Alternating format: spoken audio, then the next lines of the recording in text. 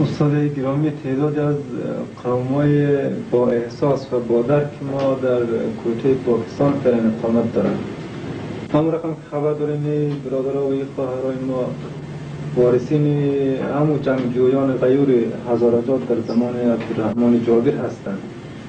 و در طول جنگ‌های تحمیلی گذشته همیشه در یاد ما بودن و همیشه با ما اظهار همدردی کردند. شما برای از اونا چی گفتنی دارین؟ چی گفت خاصی دارین؟ البته همونطور که عرض کردم که برای این فداکاری که مردم ما نشان داده و حمایت همه جانب مردم انجام داده، تمام مهاجرینی که در خارج بوده این حمایت سیاسی را از تظاهرات، اعلامیه دادن، حمایت کردن و کمک های مادی انجام داده برای مردم کابل، چه مهاجرینی که در ایران بوده،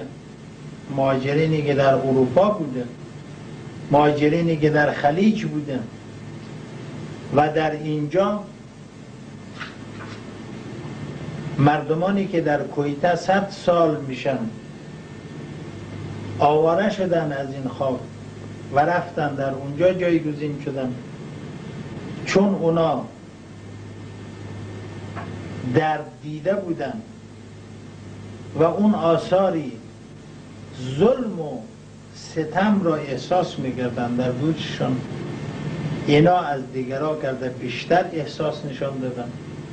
سخنرانی‌ها گذاشتن، حمایت کردن، کمک‌های مادی برای مهاجرین افشار فرستادن، برای جنگ‌های تحمیلی برای مجاهدین کمک کردن. ما از این عزیزان صمیمانه تشکر میکنیم، برای اینا اطمینان میدیم که فرزندان شما در کابل بسیار شجاعانه، با احساس، با حس مسئولیت از هویتشان دفاع میکنن و جانانه در سنگرهای دفاعشان هست. هیچ گونه نظری اینی که سری کسی تجاوز بکنه، ظلم بکنه، جنگ طلب باشه، علیه هیچ ملیتی نیست. ولی متاسفانه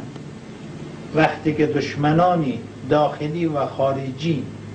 دست هم میدن، $500 میلیارد برای نابودی اینها از خارج سرمایه گذاری میشن،